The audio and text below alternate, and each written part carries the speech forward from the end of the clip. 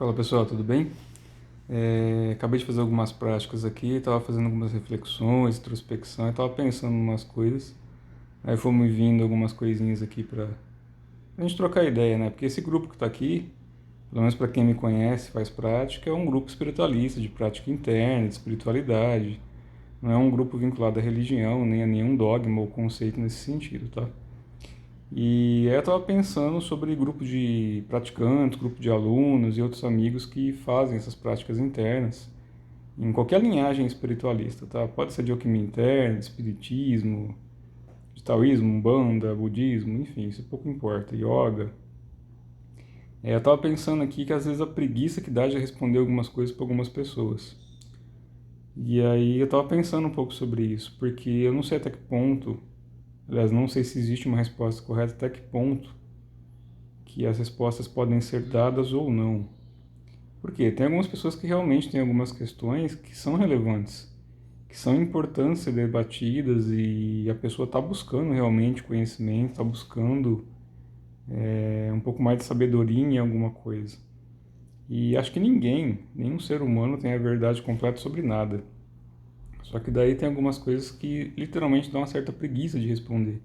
E você vê que tem pessoas que não estão ali porque querem saber, querem melhorar ou evoluir em algum aspecto. Elas estão ali só para testar, para ver se você sabe alguma coisa, ou às vezes até para fazer certas coisas contra algumas pessoas e querem tirar proveito do conhecimento de forma leviana, para prejudicar outras pessoas mesmo, né? E dá preguiça às vezes de responder quando você vê que literalmente o que está ali é simplesmente uma pessoa que não quer saber nada, ela já tem aquilo enraizado, a própria verdade dela, já usa aquelas duas abinhas de cavalo do lado do olho, né? Só consegue ver aquilo que está na frente dela e não expande a consciência. E eu evito discutir, não tenho muita paciência para essas coisas. E prática interna tem uma coisa, apesar de eu gravar esses vídeos, muito pouca coisa eu ensino por vídeo. Primeiro porque não se pode ensinar certas coisas, porque cada pessoa vai usar isso de uma forma diferente. Eu já expliquei isso em outros vídeos. Prática de Qigong, prática de alquimia interna, taoísta, budista, yoga e outras coisas similares, não se pode praticar de qualquer jeito. Tem uma métrica certa, tem que obedecer a geometria sagrada e tem uma conduta também, né? Apesar que algumas tradições não cobram tanto essa parte das virtudes, deixam um pouco mais solto, principalmente hoje em dia, mas existem.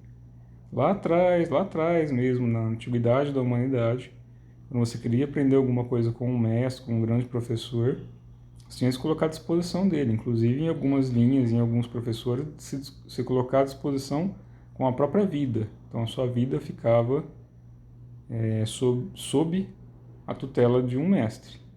E normalmente as pessoas que chegavam a isso, elas se sentiam muito privilegiadas e não queriam ir lá para testar o mestre ou para fazer alguma coisa, iam lá para aprender.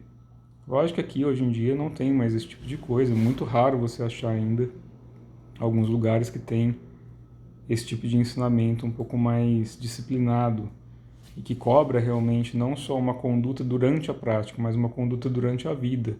E é isso que eu percebo, é isso que eu queria comentar com vocês, é a questão da conduta. Então, infelizmente, hoje em dia está se perdendo essa cultura, né? As pessoas não têm mais aquela questão de um ajudar o outro como se fossem tribos de antigamente, né? Sangas, né? Sanga era o conjunto de pessoas ali que viviam pela mesma disciplina, pela mesma verdade.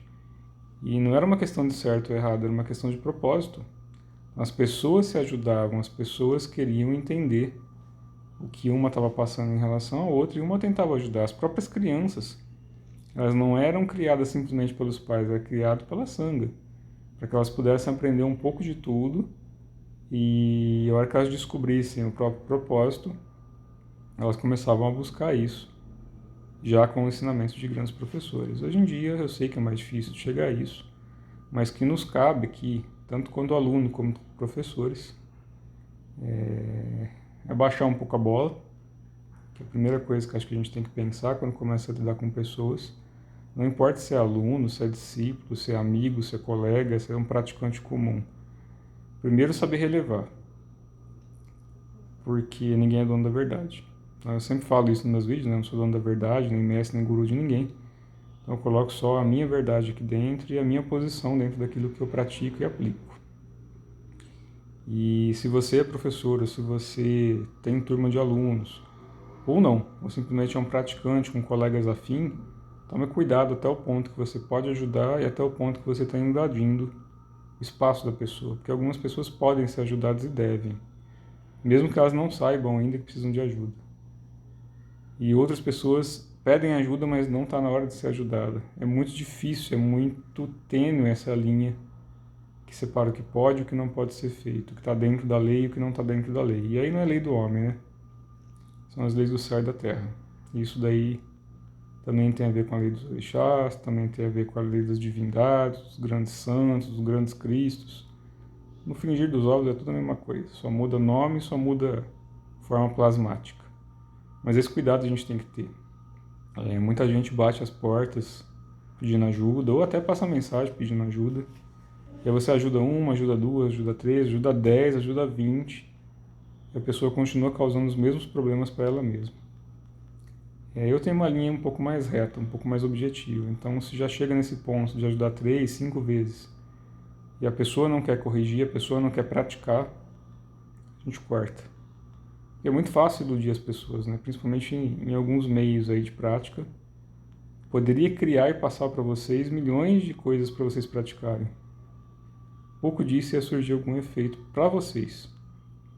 Porque como eu já expliquei, tem formas e formas. E no começo, para quem nunca praticou nada, a base é importante. A base exige correções pontuais, não dá para fazer em vídeo. E práticas meditativas, ilusórias, eu não gosto de passar. Aquele negócio, visualize, faça isso, faça aquilo. Funciona até certo ponto. Mas as pessoas precisam de aprender a esvaziar a mente. E aí é onde mora uma discussão aí ferrenha que algumas pessoas têm, que eu só acompanho, nem dou muito palpite. Que tem o pessoal que não consegue realizar as coisas, né? E aí se torna professor, se torna mestre aí, mas a pessoa não consegue fazer. E ela começa a vender a verdade dela, que até aí tudo bem, mas principalmente a falar assim, é isso. A pessoa não tem que parar os pensamentos, a pessoa não tem que limpar a mente, só tem que observar os pensamentos e esperar passar e não sei o quê. E aí começa todo aquele blá blá blá que a gente escuta por aí, que são pessoas não realizadas ensinando outras pessoas que também não realizaram o método. É por isso que é importante achar professores ou mestres que tenham realização na prática, que consigam praticar aquilo que estão ensinando, não só da boca para fora, não só na teoria, na prática. Aí como é que eu sei se o cara sabe, se a pessoa, a mulher ou quem quer que seja sabe? Conduta. Por isso que eu falo que é importante ver a conduta na vida e não só durante a prática. Na prática todo mundo é lindo, né? Você senta ali durante uma horinha, uma hora e meia, 2 horas, ou um final de semana de prática. Todo mundo é amiguinho, todo mundo tá fazendo pratiquinha, tá lá, bonitinho, pipipi. Infelizmente a maior parte trata isso ou como misticismo ou como uma academia para fazer ginástica. Já começa errado por aí. Então, na minha opinião, acho que as pessoas tinham que dar um passo para trás, começar a estudar um pouco mais.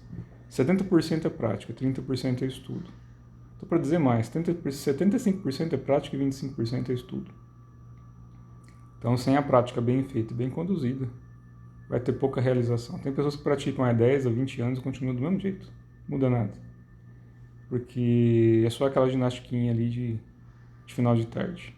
Quando a gente fala de alquimia interna, de espiritualismo, seja de qual filosofia ou religião for, é necessário conduta, é necessária virtude, porque senão você começa a se iludir e começa a ser iludido também por certas entidades, por certos seres que adoram pessoas que ficam aí nesses blá blá blá para poder usar o resto.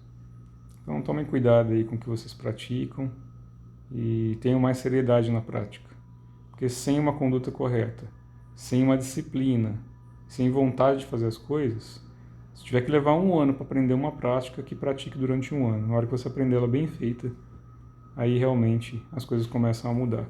Não adianta muito blá blá blá, muita encheção de saco e pouca retidão. Beleza, pessoal? Acompanhem os vídeos se vocês quiserem, tá? Tem algumas pessoas que me passam perguntas que eu já postei em vídeo a resposta. Não dá tempo de eu responder, que eu fico o dia todo trabalhando também.